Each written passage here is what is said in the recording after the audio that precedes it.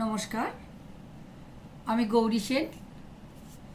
আজকে আমার কবিতা জ্যোৎস্না হব।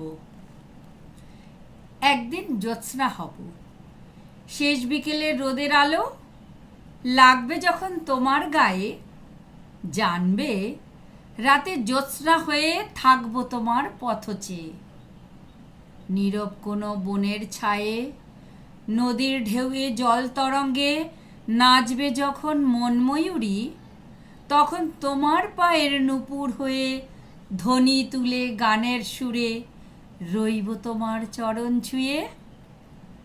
যখন ভুবন জুড়ে বাঁশির সুরে হাওয়ার টানে মনের কোণে মাতন জাগবে ওই গগনে, তখন রুদ্র বীণায় ঝংকার তুলে আকাশটাকে আমি সাজাবো।